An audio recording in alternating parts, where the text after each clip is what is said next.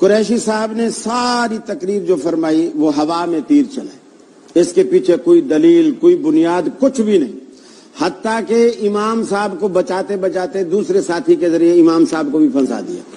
پہلی بات تو یہ ہے کہ یہ جو قرآن مجید میں آتا ہے حملہ و فصالہ 30 شہر، کہ اس کے حمل کی مدت اور اس کے دودھ کی مدت دونوں ملا کے 30 مہینے، دونوں ملا کے 30 مہینے۔ جس بات پر ہم نے اعتراض کیا، امام صاحب کا فتویٰ یہ تھا کہ صرف دودھ پلانا 30 مہینے ہے۔ قرآن نے یہاں جو سورہ احقاف کی آیت انہوں نے پیش کی، اس میں جو قرآن نے بیان کیا وہ یہ بیان کیا کہ حملہ و فصالہ، کہ حمل کی مدت اور دودھ کی مدت دونوں ملا کے 30 مہینے۔ ایک بات، اب یہ کیسے نکلے گا کہ یہ 6 مہینے دودھ کے ہیں یا حمل کے ہیں یا 24 مہینے کس کے ہیں؟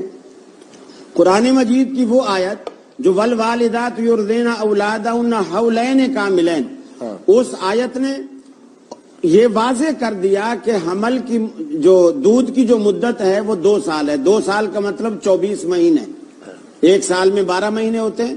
تو گویا یہاں قرآن نے اس میں سے جب آپ قرآن کی بیان کردہ مدت دودھ کی نکالو گے تو حمل کے باقی بچیں گے 6 مہینے۔ اور یہ فیصلہ حضرت عثمان غنی رضی اللہ تعالیٰ عنہ کے دور خلافت میں آیا۔ ایک عورت شادی ہوئی اس کی اور 6 مہینے بعد اس کا بچہ ہو گیا۔ سسرال والوں نے حضرت عثمان کی عدالت میں آ کر مقدمہ کر دیا کہ یہ رشتہ ان کے یعنی لڑکی والوں نے ہمارے ساتھ دھوکہ کیا ہے، یہ عورت پہلے سے حاملہ تھی کیونکہ 6 مہینے بعد بچہ ہو گیا، پہلے سے حاملہ تھی اور ہمیں بتایا نہیں اور ہمارے ساتھ دھوکہ ہو گیا۔ حضرت عثمان نے فتویٰ دے دیا اور فیصلہ کر دیا کہ اس کو سنسار کرو۔ حضرت ابن عباس رضی اللہ تعالیٰ عنہ، جن کو اللہ کے رسول کی یہ دعا تھی، اللہم علمہ القرآن وفقہہ فی الدین، اے اللہ میرے اس بیٹے کو قرآن مجید کا حافظ، عالم، قاری اور مفسر بنا دے، انہوں نے کھڑے ہو کر کہا امیر المومنین آپ کا یہ فتویٰ رب العالمین کے حکم کے خلاف ہے، قرآن کے خلاف ہے۔ حضرت عثمان نے پوچھا کیسے خلاف ہے؟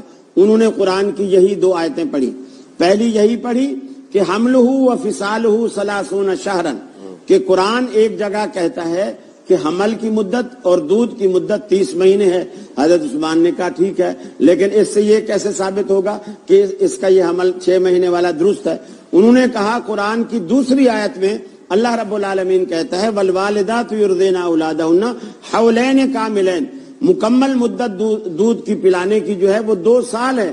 تو 2 سال اگر آپ 30 مہینوں میں سے نکالیں گے گویا 24 مہینے، تو باقی مدت حمل کی بچے کی جو 6 مہینے ہیں۔ حضرت عثمان نے اپنا فیصلہ واپس لیا، یعنی اسی بات پر فیصلہ ہوا، یہ ایسے نہیں۔ اور دوسری بات یہ کہ حضرت نے کہا کہ امام ابو حنیفہ رحمۃ اللہ علیہ کی ہم وہ نہیں کر رہے، ہم فقہ حنفی کا دفاع کر رہے ہیں، اور ابو حنیفہ رحمۃ اللہ علیہ کو جو ہے یہ جملہ نہیں کہا، میں نے یہ بات کہی، انہوں نے کہا، میں نے کئی ہاں کہ ہم فقہ حنفی کا دفاع نہیں کر رہے، فقہ حنفی کا دفاع کر رہے ہیں، امام ابو حنیفہ کا دفاع نہیں کر رہے۔ اور یہی میں نے یہ بات بھی کہی کہ ہم امام ابو حنیفہ آپ نے تصدیق کر لی، آپ نے امام ابو حنیفہ کی وجہ سے تصدیق کر لی۔